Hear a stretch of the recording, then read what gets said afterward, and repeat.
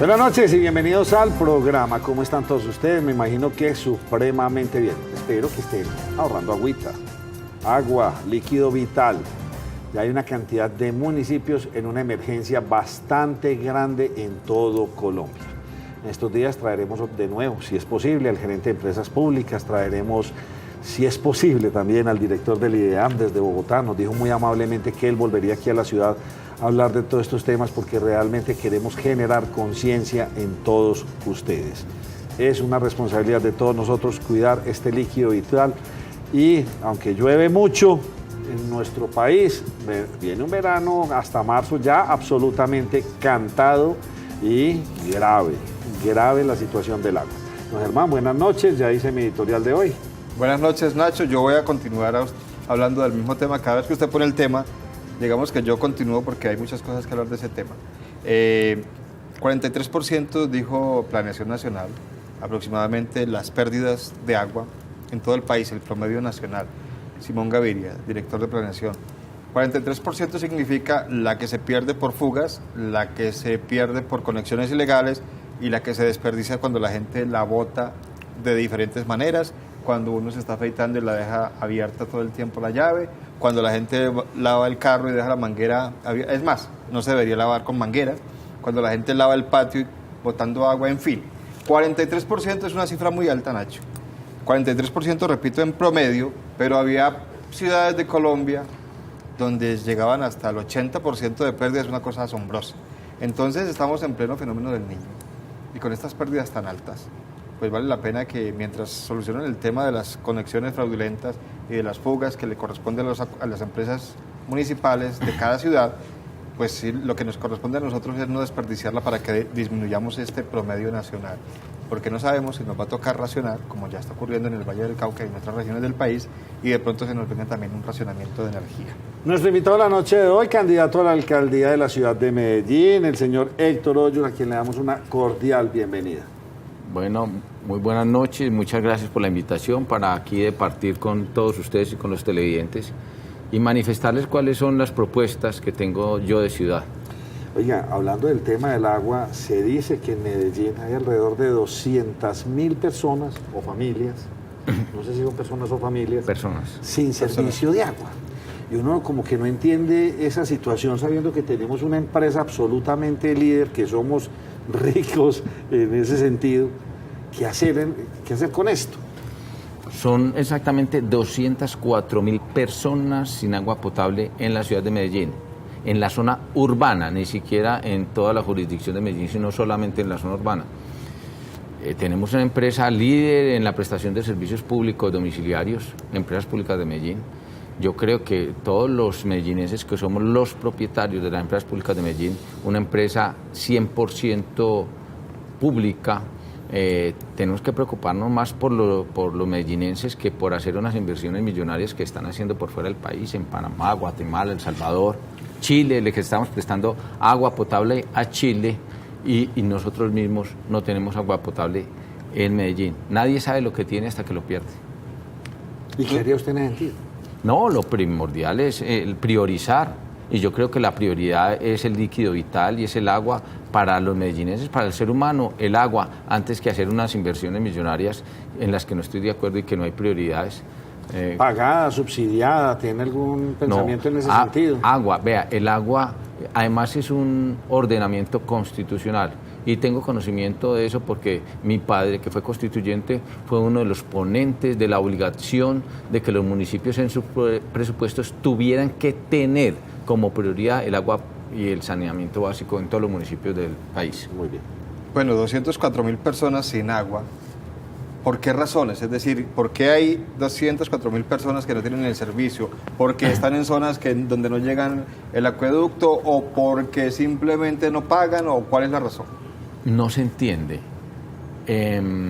Bello Oriente, por ejemplo, un barrio de la zona nororiental de Medellín, no tienen agua potable, pero les llega cumplido la factura del pago del impuesto predial. Eso no lo entiende. Si le cobran por un derecho que tienen los propietarios, que entre otras cosas no tienen formalizado, no tienen escrituras de las viviendas, y les llega el predial cumplidamente, ¿por qué no prestar el servicio de agua donde hay capacidad y presupuesto suficiente de una empresa como Empresas Públicas de Medellín que le debe servir no solo a Medellín, sino a los antioqueños, porque es donde se generan algunos de los servicios públicos, la generación de algunos de los servicios públicos, sino a toda Colombia? Y después pensar en las inversiones internacionales. ¿Cómo está haciendo campaña? Cuénteme a ver. Con las uñas, con mucho esfuerzo y con la ayuda de verdad, y el tratamiento que he tenido de parte de todos los medios de comunicación, incluidos a ustedes obviamente, porque esta es la segunda vez que estoy en el programa y me han tratado muy bien. Creo que lo he hecho persona a persona, por fuera. ¿Caminando mucho? Caminando, montando en buses. Yo estoy montando en buses porque me es más fácil coger a unas personas en grupo en un bus que individualmente por ahí. ¿Y qué les cuenta? Usted cuando está con la comunidad, ¿qué habla usted con ellos? Yo realmente lo que hago es presentarme, en primer lugar, quién soy yo, porque a diferencia de los otros candidatos que son muy conocidos, pues ya han tenido unos cargos de mucha responsabilidad en el país y en el propio Medellín. Sabemos que ya se retiró el doctor Eugenio, que fue gobernador, pero está un exalcalde, es director de departamento administrativo, bueno, en fin, algunos cargos de importancia y los conocen. Para mí es más difícil porque no solo tengo que hacer campaña para que voten por mí, sino primero me tengo que hacer conocer y después hacer campaña para que voten por mí.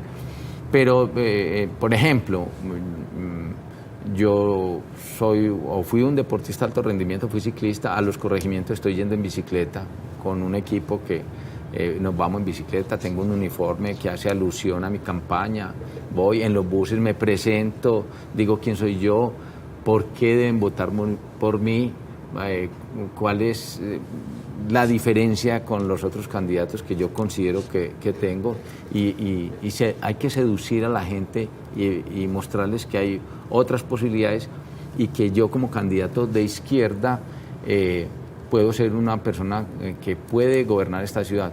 Tengo la preparación académica y profesional suficiente, he tenido algunos cargos de responsabilidad, no al nivel de los otros candidatos, pero he tenido unos cargos de responsabilidad, tengo unos cargos que he desempeñado que no los he desempeñado inclusive otros candidatos que han sido miembros de corporación pública, pero no cargos de dirección administrativa como lo he tenido yo. Usted decía al comienzo que está haciendo la campaña con las uñas. Sí. Muy difícil hacer campaña así. ¿Por qué? ¿Por qué le toca así? ¿El partido no tiene recursos? ¿No hay apoyo de empresarios? El partido no tiene recursos realmente. Es un partido con algunas dificultades económicas. Nosotros tuvimos, en el año pasado aspiré, por ejemplo, al Parlamento Andino. Cambiaron las reglas del juego después de que se realizaron las elecciones. No tuvimos, por ejemplo, reposición de votos. El partido no tuvo reposición de votos. Yo contaba con una partida importante para hacer la campaña con esa reposición. No se tuvo, pero yo tengo todo el respaldo institucional del partido, no económico, porque no lo hay, pero sí hay gente, obviamente. Estamos hablando del polo. Del Polo Democrático Alternativo. Sí, señor. Pero de todas maneras sí he tenido un apoyo económico. De otra forma no sería posible, por ejemplo, para tener mi página medellinenaction.com, para manejar las redes, hay muchas cositas que no se ven, como es la publicidad, pero que requieren algunos gastos para movilizarse, para una publicidad mínima. Pero sí he tenido un apoyo, no el que se requiere para hacer una campaña a la alcaldía de Medellín, pero he tenido algún apoyo de algunos empresarios y algunos amigos. ¿Cree usted que la gente de pronto en Medellín le tiene miedo a la izquierda? Lo que pasa es que como ha existido una estigmatización de relacionar a la izquierda de pronto con los grupos guerrilleros.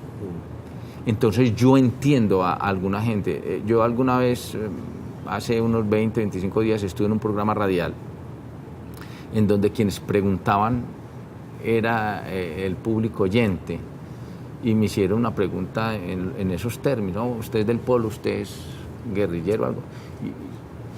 Y hay gente, pues eso es de pronto un poco de ignorancia frente a las realidades del país. Yo creo que en la izquierda democrática del país hay una gente muy importante, muy capaz. Acabamos de perder dos personajes importantes en la izquierda colombiana, como fue el doctor Carlos Gaviria Díaz y el mismo Rodrigo Saldarriaga, que fue representante de la Cámara electo. No alcanzó a posesionarse. Son gente que le ha brindado mucho al país, intelectualmente, académicamente, y bueno, son de la izquierda, fueron de la izquierda, y creo que ¿Usted estamos cómo preparados. describiría a la izquierda en la actualidad? O sea, ¿cuál es su visión, su misión, cuál es su filosofía para que nuestros televidentes lo entiendan? Porque de pronto nos quedamos como con esa izquierda, no sé, de Corea del Norte, o con esa izquierda que inclusive pues hasta digamos que en Venezuela de pronto es socialismo, pero la gente entonces no sabe qué es socialismo, qué es izquierda. Hay como una gran confusión, y en Colombia se ha perdido como esa filosofía de partidos. Sí. Hoy es muy difícil pertenecer a la izquierda, sobre todo, ponga usted, en un municipio como Medellín, que es un pensamiento muy ortodoxo, ¿cierto? Sí. Nos identifican de pronto con problemas que está sufriendo uno de los países vecinos nuestros que muestran una dificultad económica grande. Nosotros, las personas que militamos en la izquierda, en el Polo Democrático Alternativo, somos personas que nos preocupamos más por lo social. Yo estoy planteando, por ejemplo, que el municipio de Medellín tiene un presupuesto importante, un presupuesto amplio, pero que ese presupuesto es ser ejecutado en favor y a nombre de las personas, en beneficio de las personas, en resolver las necesidades básicas de la gente, más que unas obras de infraestructura que no son necesarias. Eso no quiere decir que yo sea enemigo de la renovación urbanística de Medellín y de los avances urbanísticos que requiere Medellín. De hecho, yo estoy pensando en una obra de infraestructura que es muy costosa, pero que sí beneficia a la gente. Entonces yo digo, es que hay que aplicar prioridades en la vida, y uno como mandatario tendría que hacer lo mismo, como ocurre en la casa. Como usted tiene prioridades en la casa, usted necesita primero mercar antes de pensar en salir a pasear. Así está ocurriendo en Medellín, y yo creo que obras, por ejemplo... No me dejen el tintero, sí, quiero escuchar. ¿Cuál es esa gran obra para Medellín? Por ejemplo, el tranvía de la 80 es absolutamente necesario, y lo digo con conocimiento de causa, porque inclusive ya el metro hizo un estudio que le valió 12.000 millones de pesos y consideró que ese era, para la ampliación del sistema integrado de transporte, era lo más viable, ¿cierto? Porque es que el metro, el sistema integrado de transporte de Medellín, está alimentando solo al metro, todos los alimentadores van al metro, y el metro va a llegar a un momento en que va a colapsar en su capacidad. Necesitamos otro sistema paralelo, que funcione paralelo al metro, y sería, por ejemplo, el tranvía de la 80. Vale 1.8 billones de pesos, ¿cierto? Es mucha plata, pero es una obra que no va a pagar una sola generación, porque es que la vamos a emplear, y es un sistema que tiene que ser sostenible a largo plazo, y lo vamos a pagar varias generaciones, pero va a ser de utilidad pública y va a servir mucho. Otras obras que se están ejecutando hoy no son la prioridad para Medellín, valen muchísima plata. Usted está hablando de Parques del Río. Exactamente, Parques del Río. Es que no lo tengo que decir y la gente ya sabe cuál es una obra que no soluciona problemas de la ciudad. Uno de los argumentos de Parques del Río que he oído a los defensores de esa obra es que necesitamos espacio público. Totalmente de acuerdo, necesitamos espacio público. Pero ¿por qué tenemos que hacer nosotros espacio público aquí en el centro de Medellín si el espacio público lo necesitan todos los medellineses? ¿Por qué no hacemos espacio público para la cultura, para el arte, para los deportes en cada una de las comunas que requieren? Es decir, una persona que viva en el barrio Moscú, donde estuve este fin de semana, se tienen que desplazar hasta el centro de Medellín para disfrutar de espacio público. No, lleven el espacio público donde la gente realmente lo necesita. Y son obras. Otro de los argumentos, aparte del espacio público, es que tenemos que volver a darle vida al río Medellín. Es una obra, es un argumento absolutamente alejado de la realidad. Nosotros no estamos dándole vida al río Medellín. Estamos embelleciendo los alrededores, cambiando los usos del suelo, pero el río, el agua, yo soy un gran defensor del medio ambiente desde que era muy niño y sigo siendo, y soy defensor de los animales y he creado fundaciones y organizaciones en la defensa de los animales y del medio ambiente. Por eso tengo conocimiento de eso y tengo autoridad moral para hablar de ese asunto. Hay que darle vida al río Medellín, pero al río, al agua, purificarla, darle oxigenación nuevamente al río Medellín. www.cosmovisión.tv es nuestra página. Usted llega www.cosmovisión.tv. Cuando entra, pues va a encontrar toda nuestra programación, nuestros temas, videos guardados, pero va a encontrar una partecita que dice tienda. Y en esa tienda va a encontrar productos nacionales importados de excelente calidad con unos precios muy buenos. Páguelos como quiera y se los llevamos a la puerta de su casa.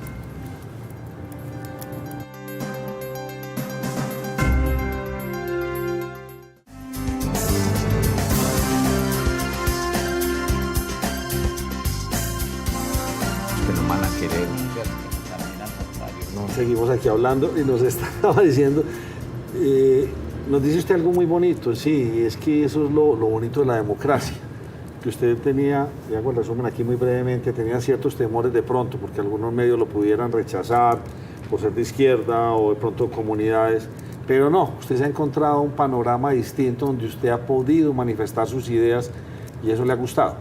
He sido, por el contrario, creo que he sido muy bien tratado.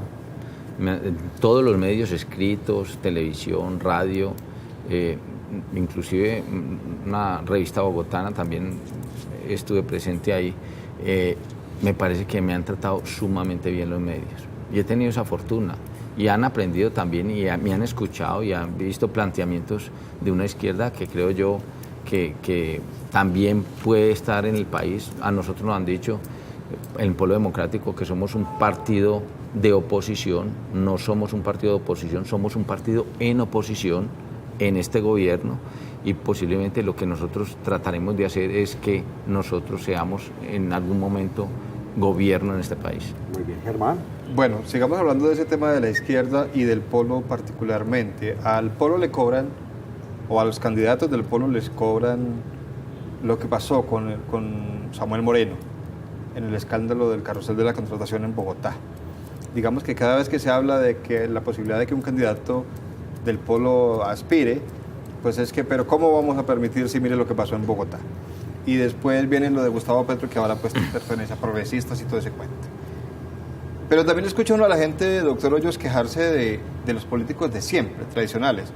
Y pues realmente que, yo no sé si esté equivocado, que tengamos memoria, pues la izquierda no ha gobernado este país. Pero nos quejamos de todos los gobernantes que han pasado.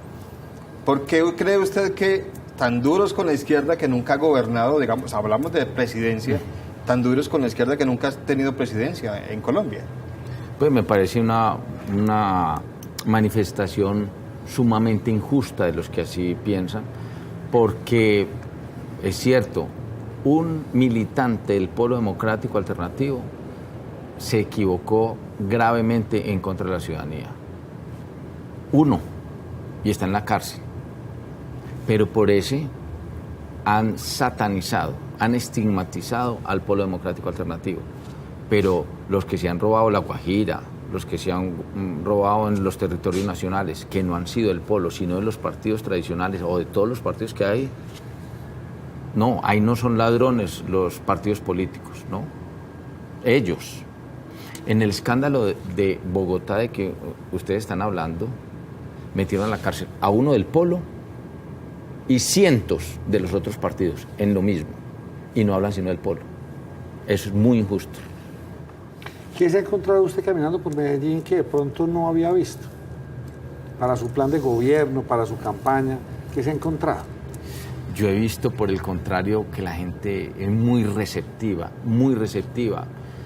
Se ha encontrado extrañadas por la forma de pronto como yo he hecho mi campaña persona a persona, muy demorado, porque las otras campañas he visto que también reparten propaganda, pero mandan un grupo de muchachos algo a repartir y lo reparten así. Yo no, yo hablo directamente con la gente y les explico qué es lo que yo pretendo, por qué deben votar, por qué no les tiene por qué dar miedo un cambio. Yo les digo, no voten a conciencia, no voten por encuestas, voten por propuestas. No voten por el número de vallas o el número de publicidad que tenga un candidato. Voten de acuerdo a lo que ustedes crean que el candidato puede ofrecer mejor a la ciudad. Ustedes van a estar solos en su cubículo el 25 de octubre y ahí deciden solos, sin que nadie los presione. ¿Y ha encontrado usted muchas problemáticas? ¿Ha escuchado usted a la gente? ¿Qué le ha impactado de lo que usted ha escuchado a la gente en la calle? Hoy se habla mucho de la inseguridad de Medellín, pero no es de lo que la gente se queja. La gente se queja más de la falta de oportunidades, falta de empleo. Se nota mucho esa brecha que existe de inequidad en el municipio de Medellín. Yo creo que a eso hay que apuntarle. Yo creo que en eso le puedo aportar yo mucho al municipio de Medellín.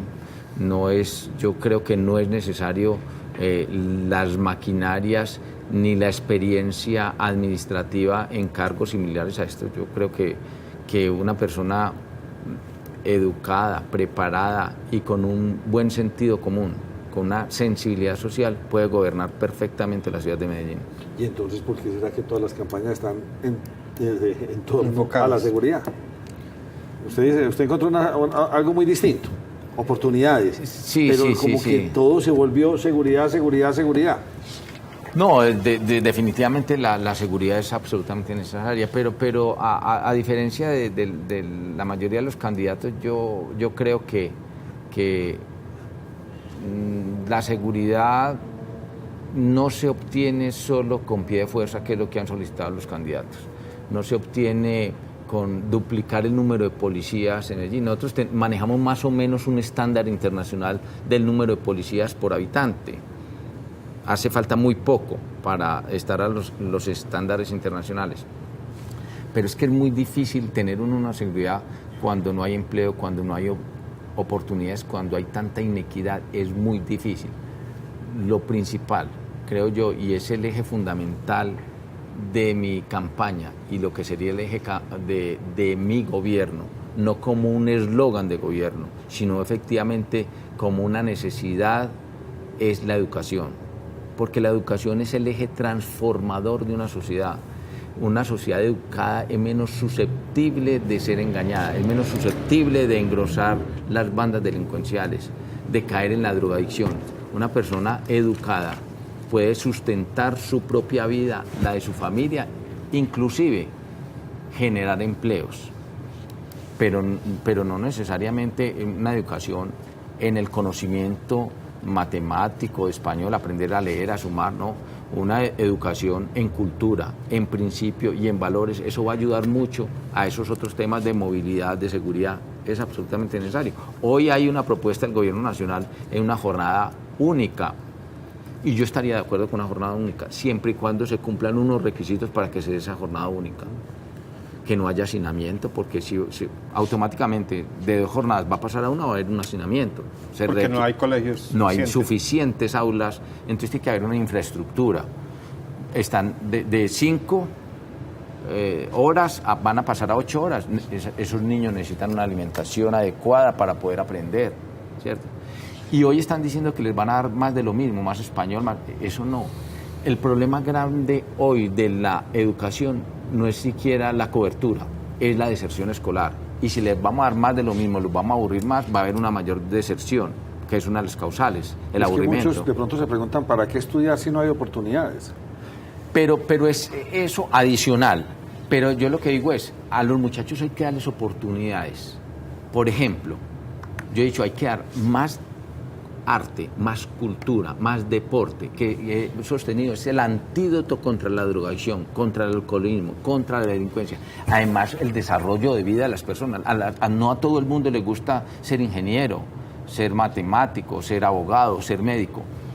Es más, los grandes embajadores nuestros en el mundo y por lo que nos conocen en el mundo son por los Fernando Botero, por las Shakiras, por Juanes, por James Rodríguez, por Nairo Quintana. Pero también por Pablo Escobar, también por la droga, por las FARC, lamentablemente, digo yo. Claro que sí, pero si nosotros educamos a nuestros jóvenes es menos factible que se vayan por el camino de los Escobar y más factible que se vayan por los caminos de Fernando Botero o por Gabriel García Márquez. Y no solo son felices en lo que hacen, sino que pueden crear recursos para otras personas como lo hacen estos grandes embajadores nuestros. Bueno, yo quería hablar de un tema cuando usted mencionaba lo de las campañas. Y cuando Nacho mencionaba el tema de la seguridad, usted encontró que una de las propuestas, digamos que primordial para muchos candidatos es el tema de la seguridad, o de la inseguridad, mejor dicho. Sí. No es un problema menor el tema de la inseguridad en una ciudad como esta, pero digamos que no estamos tan mal como en otras ciudades del mundo. ¿Será que hay gente que le interesa eso del terror, el temor, para lograr cosechar y pescar en río revuelto? Es decir, el miedo sirve como mecanismo para conseguir votos. No para conseguir votos, pero yo creo que sí causar una sensación de inseguridad beneficia a ciertos actores de la política y de la ciudadanía. Es decir, cuando usted crea miedo frente al otro, tiene una superioridad frente a quien tiene miedo. Yo creo que en eso sirve. Y es el miedo, por ejemplo, yo he ido a unos candidatos, yo soy amigo de lo que está pasando en La Habana. Nosotros apoyamos esa opción de dos modelos económicos iguales, pero que uno se diferenciaba en que quería terminar el conflicto armado mediante el diálogo. Yo creo que aquí hay que, apostándole a esa terminación del conflicto mediante la paz, nosotros tenemos que apostarle como mandatarios a lo que va a pasar después de ese acuerdo que se firma, porque ese acuerdo obviamente no trae la paz, pero es un paso muy importante para la paz. Pero parece que ningún candidato ha incluido esto. Creo que uno por ahí lanzó un comité de posconflicto, pero no se ha hablado en ningún programa de los candidatos a la alcaldía de Medellín. Ese tema no se incluyó. ¿Qué va a pasar con los desmovilizados? Inclusive, ¿qué va a pasar con la gente que está en Venezuela y que está llegando aquí? Yo considero, y yo sí lo he manifestado, porque soy amigo, porque hay candidatos que han dicho, hombre, hay que tener mucho cuidado, esos van a formar las nuevas del Bacrín, los que vienen, ¿no? Esa es una forma de crear ese terrorismo, esa inseguridad en la sociedad. Vea, nosotros tenemos un grupo de empresarios en Medellín, en Antioquia, muy capaces, con una economía muy fuerte, que la han construido en la ciudad de Medellín, y que ellos tienen el propósito, lo conozco, de aportarle a la paz, de aportar para que esta gente pueda salir adelante. Pero es que ellos quieren aportar siempre y cuando vean resultados de parte del gobierno, ¿cierto? Ellos no van a ir a aportar plata a ver si se pierde o no se pierde, no, ellos aportan si ven un proceso serio. Y los mandatarios tienen que ponerse también serios con las propuestas. Nosotros tenemos que hacer para procurar la paz, que se va a dar un paso importante, pero eso no es la paz. Si nosotros no educamos a los hijos de esos combatientes que se desmovilizan, para que esos hijos educados no vayan a recaer en lo mismo de sus padres, y para que los padres tengan oportunidad de vivir en la civilidad y que tengan cómo trabajar, porque yo creo que ellos tienen que darle oportunidades, no dinero, pero sí oportunidades, porque es que nosotros no podemos ser un Estado que esté regalando y callando a la gente con cheques que se repartían en algún gobierno acá haciendo fila para darles un cheque para calmar a la gente, ¿no? Nosotros no podemos ser ese Estado paternalista que regala plata, no, pero sí dele oportunidades a la gente para que ellos, en su dignidad, ellos mismos se ganen a lo que tienen derecho con su trabajo. ¿Conoce usted cómo se mueve la alcaldía por dentro? Conozco lo que conocen todos los ciudadanos por fuera, de nóminas paralelas, de contrataciones directas, en términos generales. También tengo que hablar bien de lo que ha hecho esta administración, que ha hecho muchas cosas buenas y hay que reconocerlas, pero se ha equivocado en muchas y también. ¿Y usted qué cambiaría del modelo que tenemos en la actualidad? digamos, en la alcaldía. Tenemos unas vicealcaldías, tenemos una cantidad de cosas ahí yo como creo no que el gustan. alcalde se equivocó al pedir unas facultades extraordinarias para una reestructuración nuevamente del municipio de Medellín. Y en la primera creo que se equivocó al crear estas vicealcaldías, porque eso, aparte de ser más costoso para el municipio, crea unas barreras entre el gobernante y los gobernados. Se siente más alejado cada vez. Es difícil llegar a él. Es muy difícil llegar a él. Yo creo que un gobernante no lo puede hacer desde el piso 12. Yo creo que un gobernante tiene que estar más en una relación directa con la sociedad. Yo, por ejemplo, creo que solicitaría justificada unas facultades para reestructurar nuevamente el municipio de Medellín. Entonces, creando nuevos cargos. Entonces, si usted va a crear más burocracia, no va a crear nuevos cargos en el nivel operativo, suprimiendo los cargos de los altos cargos directivos, por ejemplo, como las vicealcaldías. 2 por 1. 3 por 1. O 3 por 1, sí señor. Vamos a hacer una breve pausa sin antes recomendarle a ustedes ingresar a www.cosmovisión.tv. Nuestra tienda está allí y van a encontrar productos nacionales e internacionales. Los paga como quiera y se los llevamos a la puerta de su casa en todo Colombia.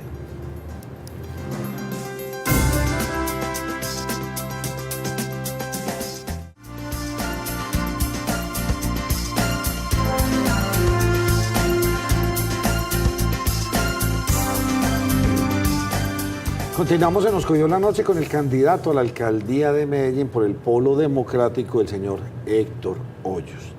¿Cuál es esa gran transformación que se sueña usted en Medellín? Yo creo que de cerrar brechas en la inequidad existente, de darle oportunidades a la gente para que la gente pueda sustentarse su propia vivencia y la de su familia. Eso, crear oportunidades. Para que la gente que sea capaz, no regalarles nada, pero que quien sea capaz y merezca estar en algunos cargos lo pueda hacer. Y el sueño mío, una vez terminado mi gobierno de la alcaldía de Medellín, es poder salir a la calle tranquilamente y mirar a la gente a los ojos, de frente, con mi frente en alto, sabiendo mi deber cumplido, haber cumplido con el mandato que me otorgan los medellinenses. Vámonos para la seguridad, tema que hay que tocar. Se dice por estos días, de hecho nos lo comentaron a Germán y a mí, como el raponeo, el ladroncito está disparado en la ciudad de Medellín. Adicionalmente, el homicidio bajó considerablemente, las muertes también han bajado considerablemente. ¿Qué hacer, hombre, para frenar esto y esas fronteras invisibles que, aunque se dice que ya no existen, existen? Sí, yo lo que digo es, yo he hecho 2 propuestas reales, 2 grandes propuestas. La una, e insisto en ello, es la educación. Claro que ese es un proceso a largo plazo y la gente necesita soluciones ya, ¿cierto? Pero ese hay que hacerlo. Sí, es empezarlo para que termine en 20 años. Yo no creo que se demore tanto, pero sí es un proceso largo de educación, de oportunidades, ¿cierto? El otro es necesariamente implementar un presupuesto importante que tiene el municipio de Medellín para tener tecnología, ¿cierto? Tecnología al servicio de la seguridad, no una tecnología que hoy tenemos al servicio de recaudar unos recursos en favor del municipio y de unos particulares, ¿cierto? Las fotomultas. Que no soy enemigo de ellas, no soy enemigo de ellas pero tienen que servir es para educar y para disuadir al usuario, al conductor, de violar las normas de tránsito, pero que sea un proceso educativo, claro, pero para educar también tiene que haber unas sanciones si no se cumplen, pero que ese sea el fin primordial y garantizando a las personas el debido proceso, eso está bien. Pero en la tecnología lo que nosotros necesitamos es, por ejemplo, cámaras que van a servir para prevenir la comisión del delito y para disuadir al delincuente de cometer ese acto, pero también sirven para judicializar, para identificar a quien, no obstante la cámara, cometió el hecho. Es decir, yo si estoy en este recinto y sé que me están filmando, va a ser más difícil que yo me robe algo. Pero si me lo robo, pues ahí está la cámara para que me identifique, me individualice y me puedan judicializar. Se requieren todo el mundo tiene un dispositivo móvil, un teléfono de esos, que sirva para la inmediatez, para que yo no me demore un poco de tiempo mientras me contestan hoy en el 123, cómo está vestido, cuál es la camisa, cuál es la dirección y eso por dónde queda, mientras usted da todos esos datos. No, necesitamos inmediatez y eso sirve con los dispositivos móviles. Necesitamos unos protocolos de seguridad, eso en educación, protocolos de seguridad para el autocuidado que necesitamos los ciudadanos saberlo, y un observatorio de seguridad donde haya un conjunto de autoridades observando, qué sé yo, la Fiscalía, el CTI, hasta la rama judicial y la policía. Y hay un elemento que es, me da dificultad decirlo, pero que es verdad y que hay que afrontarlo, porque para resolver un problema hay que afrontarlo, y es el problema de la corrupción al interior de algunos miembros de la Policía Nacional. La policía es el socio principal nuestro en la seguridad, y si al interior hay corrupción, entonces va a ser muy difícil acabar con la seguridad. Entonces hay que disponer de un presupuesto para acabar con la corrupción dentro de una institución tan querida y tan reconocida internacionalmente como es la policía. Todos coinciden, usted lo acaba de decir también, en que hay que darle oportunidades especialmente a los jóvenes, digamos que para arrebatárselos a las manos de los combos y bandas. Pero ¿cómo competir con los combos y las bandas? Y me explico, si a estos muchachos les cuesta relativamente fácil conseguir el dinero y de pronto las cantidades son muy llamativas frente a las oportunidades que se le pueden brindar. Estoy hablando de remuneración. Sí, sí. Muy complicado competir con las bandas y combos. Es muy difícil, pero yo reitero mi solicitud, y es la educación, ese proceso que inicia independiente de que usted, este candidato hablando es así, ideales, no, es factible educar a la gente, porque es que un joven educado es menos factible que sea presa de estas bandas que utilizan a los jóvenes para poder cometer sus fechorías. Entre otras cosas, el cordón umbilical es el financiamiento por el microtráfico de estas bandas delincuenciales. De eso se nutren. Hay que cortar ese cordón umbilical. Y repito, uno de los socios principales es la policía y todos estos mecanismos de tecnología existentes ya en el mundo para poder acabarlos. Pero hay que ir directamente a la plaza donde están, identificarlos.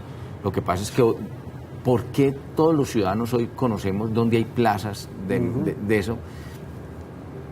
Y no se acaban. Hay algo ahí, hay algo que hay que escudriñar y ver y para que seamos efectivos en el control y el combate contra estas bandas criminales y este microtráfico. ¿Pediría usted más fuerza pública? Es posible, habría que mirar cuál es la falencia, pero yo creo que eso no es lo principal. Yo creo que la fuerza pública no es lo principal, porque hoy tenemos fuerza pública, repito, con una policía muy famosa en el mundo, con mucho prestigio, es muy buena, pero esos pocos elementos al interior de la policía que son corruptos, está acabando con la posibilidad de poder combatir ese microtráfico y esas bandas. ¿Qué haría usted con el centro? Un tema que se viene hablando desde hace muchas administraciones, se está tratando de hacer algo, pero no vemos unos cambios como circunstanciales. El centro es un mundo diferente del resto. El centro, como se ha dicho, y lo dijo alguna vez un candidato, el centro de Medellín es rentable. Y ese candidato decía, el problema es que el centro es rentable. Yo digo, afortunadamente el centro es rentable. Porque hay dos derechos enfrentados en el centro de Medellín cuando hablamos de los venteros ambulantes. Y es el derecho de la libre locomoción, de la libertad de movilidad de todos los ciudadanos y de utilizar un espacio público que es de los ciudadanos, enfrentado al derecho fundamental de las personas a sobrevivir. Y se van con un fenómeno social que tenemos en Medellín, se tienen que ir al rebusque. Pero ahí se combina estos venteros ambulantes que van al rebusque al centro de Medellín porque no tienen otro medio, no tienen oportunidades, no tienen empleo, se tienen que ir a eso, con algunas bandas delincuenciales que tienen allá sus mafias, sus venteros, sus vacunas. Entonces, esto es lo que hay que afrontar. Y en el centro se dan el tema de inseguridad, el tema del rebusque, el tema de movilidad, ¿cierto? Que enseguida, si tenemos tiempo, hablamos de la movilidad del centro de Medellín en lo que tiene que ver con el transporte público, ¿cierto? Entonces, ese es un mundo y tenemos que ponerle el pecho. Y se lo tiene que poner el alcalde, porque es que si el alcalde va al vicealcalde y el vicealcalde al subsecretario, el subsecretario al despacho público y así, esas cadenas no funcionan.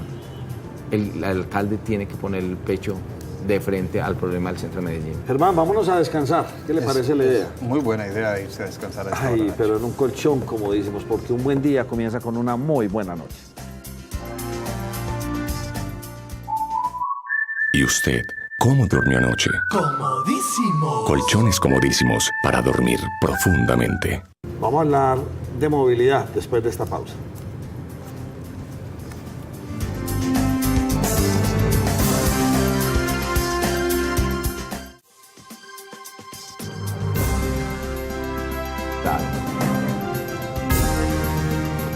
Continuamos en Nos Cogió la Noche. El candidato del Polo Democrático,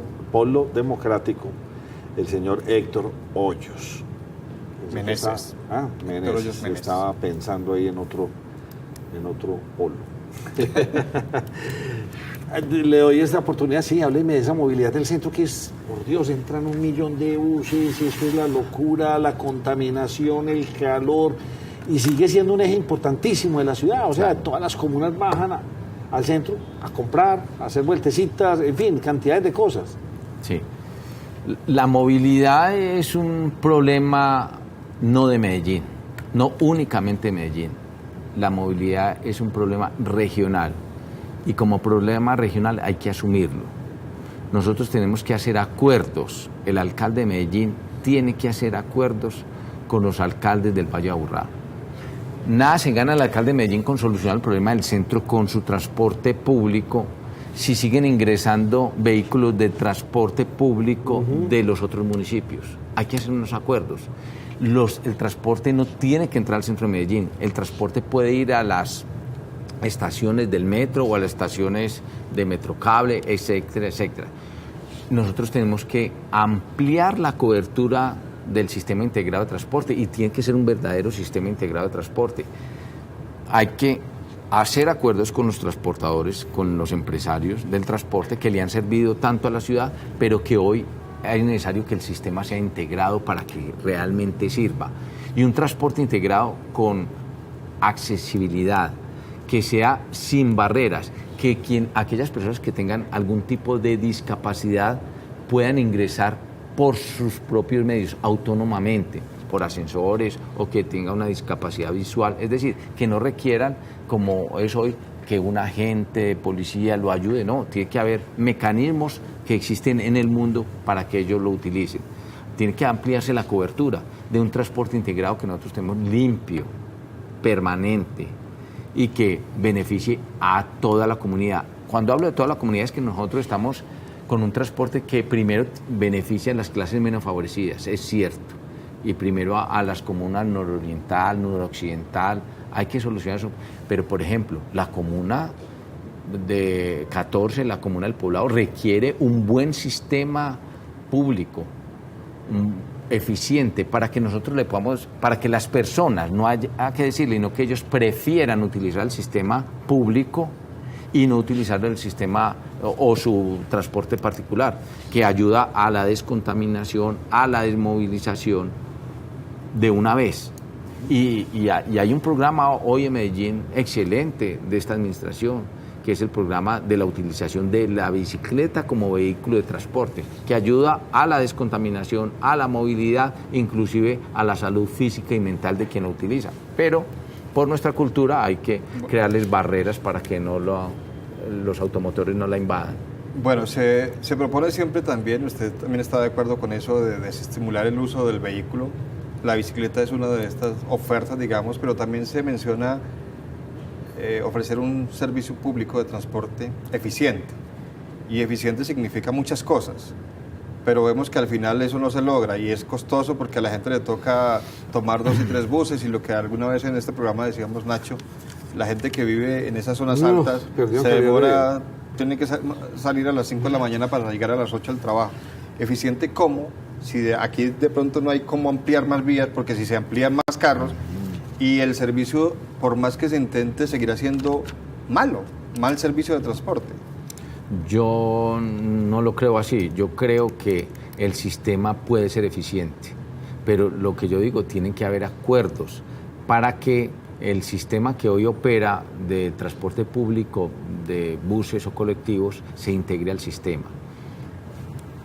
Hay unas zonas de Medellín que es muy eficiente y que son zonas que no cuentan con muchos recursos. Pues, para el nororiente, que tienen cables, que tiene el metro, que pueden utilizar el tranvía, ya va a entrar el tranvía de Ayacucho. Es eficiente, lo que pasa es que hay que ampliar la cobertura, pero hay que invertir, y hay que invertir en las personas, y hay que invertir en el transporte para que no haya que solicitarle a la gente que no utilice su carro particular, sino que ella misma vea la eficiencia del transporte público y deje el carro en su casa, porque le sale inclusive más barato utilizar un transporte público, como ocurre en todo el mundo. La gente utiliza el transporte público. ¿Qué va a hacer estos días que le quedan de campaña? Más campaña, tratar de convencer a los ciudadanos de que requerimos de un cambio, que yo represento el cambio para la ciudad de Medellín, entre los candidatos que existen hoy, que tienen muchas capacidades, todos los candidatos, pero que yo creo que serían más de lo mismo. Yo represento el cambio y quiero conquistar. Vea, las encuestas son muy disímiles. Hoy Pedro está ganando y al otro día Pedro aparece de último. Estas últimas... ¿No creen las encuestas? No, las encuestas sirven y mucho, sobre todo porque a la gente le gusta votar por el que va ganando. Entonces, quien va ganando, para la gente sentirse el 26 de octubre, ganamos. ¿Ganamos qué? No es el candidato de ellos. No, ganamos, se sienten, ganó mi candidato, pero ¿en qué lo beneficia? No, la gente tiene que votar a conciencia. Lo único en que se han puesto de acuerdo las encuestas, o que han coincidido más bien las encuestas, es que hay un porcentaje muy alto, por encima del 25%, de gente que no ha decidido por quién votar. A ellos les quiero hablar, a ellos quiero convencer, para que voten por el cambio. Yo tengo la posibilidad de gobernar bien esta ciudad. Tengo una sensibilidad social. Es absolutamente necesario para gobernar esta ciudad. Responsabilidad con los ciudadanos y respeto por la diferencia. Eso es necesario para gobernar esta ciudad. Eso le estoy pidiendo a la gente. No le dé miedo el cambio. Don Héctor Hoyos, muchos éxitos en todos estos días que le quedan, mucho trabajo. Bueno, esperamos que la ciudadanía, como lo hemos hecho repetidamente aquí en el programa, conozcan a estos candidatos, entiendan un poco de qué están hablando, cuáles son sus propuestas. Y eso es lo que quiere, nos cogió la noche, estar ahí, sirviendo para algo positivo. No queremos estar destruyéndolos ni acabándolos, no. Cuéntenos todas las cosas positivas. Vuelvo y le reitero mi agradecimiento por haber estado aquí en el programa y espero que le vaya muy bien en lo que sigue. No, muchísimas gracias por la invitación, la oportunidad que me han dado para manifestarle a los medellinenses cuáles son mis propuestas de ciudad y reitero, he sido muy bien tratado por ustedes. Germán, vámonos a descansar. ¿Qué le parece la idea? Muy buena idea irse a descansar a esta Ay, hora. pero en un colchón, como decimos, porque un buen día comienza con una muy buena noche. ¿Y usted cómo durmió anoche? Comodísimo. Colchones comodísimos para dormir profundamente.